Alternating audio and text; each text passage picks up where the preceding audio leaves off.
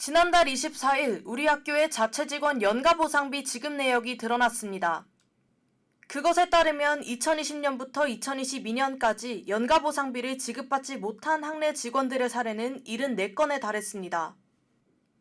이러한 임금 체불은 모두 무기계약직 직원을 상대로 발생했습니다. 자체 직원이라고도 불리는 무기계약직은 우리 학교 총장이 임용하는 법인 직원과 달리 각 단과대 또는 기관의 장이 자체적으로 고용하는 직원을 의미합니다. 임금 체불 문제는 주로 인문대학, 사회과학대학, 농업생명과학대학, 치의학대학원 등에서 발생했습니다. 인문대학 무기계약직 직원의 경우 2020년에는 15일, 2021년에는 18일, 2022년에는 20일의 미사용 연차가 발생했음에도 불구하고 그에 따른 연가보상비를 받지 못했습니다. 근로기준법상 사용자는 노동자에게 연차 유급휴가를 지급하고 이 중 사용하지 않은 연차에 대해서는 통상임금에 준해 연가보상비를 지급해야 하는데 우리 학교는 이를 제대로 이행하지 않았단 겁니다. 원래 처음에는 받았었는데 한 네네. 2014년 정도부터 이제 단과대학에서 인건비 절감 차원에서 이제 못 준다, 앞으로는 못 받는 걸로 알아라. 그래서 못 받게 됐었고요. 저희는 이제 그게 당연한 줄 알고 다들 문제 제기도 이렇게 해보려고 했는데 이제 학교 측에서 아예 문제 제기를 못하게 막아가지고 네네. 그래서 지금까지 쭉 못 받아왔었습니다. 이에 대해 학교 측은 연차 유급휴가 사용 촉진 제도를 도입했기 때문에 임금을 별도로 지급하지 않은 것이라고 해명했습니다.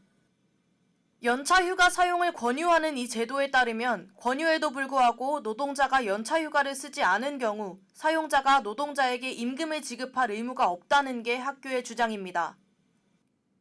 그러나 노동자들은 연차를 쓰고 싶어도 해야 할 일이 너무 많아 그 일이 밀리지 않게 처리하려면 쉴 수 없다고 반박했습니다. 이 같은 상황을 두고 사용자가 노동자의 휴일 근무를 적극적으로 거부하지 않았다면 임금을 지급하도록 한 대법원의 판례 또한 많이 존재했습니다. 지난 5일 보도된 자료에 따르면 우리 학교는 올해 안에 미지급금을 모두 지급할 계획이며 각 기관 운영 특성을 반영해 체계적인 기준을 마련하고 노동조합과의 교섭에 성실히 임하는 등 자체 직원 처우 개선을 위해 노력하겠다고 밝혔습니다.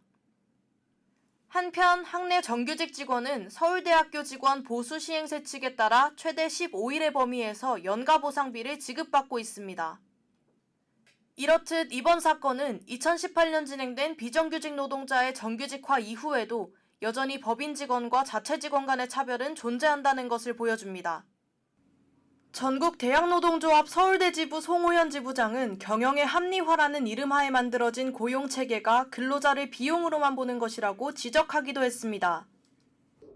아마 기자님들도 본인들 소속돼 있는 학과행정실에 참자가 보면 누가 법인 직원이고 누가 조교고 누가 자체 직원인지 아마 구분하기 어려울 거예요.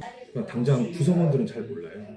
근데 행정적인 처리상 너는 자체 직원이니까 법인 직원들의 보조 역할만 해. 그러니까 너는 차별할 수 있어. 그게 합리적인 차별이야 라고 학교는 지금까지 주장해왔던 거고. 그러니까 이게 다 비용의 문제죠. 이게 경영의 합리화 이런 이름으로. 비단 자체 직원만의 문제는 아닌 것 같고 서울대학교가 전체적으로 사람을 채용하고 고용해가지고 사용하는데 우리를 너무 비용으로만 보고 있는 거죠. 그래서 자체 직원 문제도 보면 자체 직원의 인건비를 인건비 항목에서 지원하는 게 아니라 사업비나 일반 운영비에서 인건비를 주거든요. 그러니까 전임교원이나 법인 직원들은 인건비 항목에서 인건비가 나가요. 수년간 제기되어온 법인 직원과 자체 직원 간의 차별 문제는 여전히 뜨거운 상황입니다. 모든 노동자가 정당한 노동의 대가를 받을 수 있는 환경이 되길 바라며 학우 여러분들의 많은 관심 역시 부탁드립니다. SCB 뉴스 노현채입니다.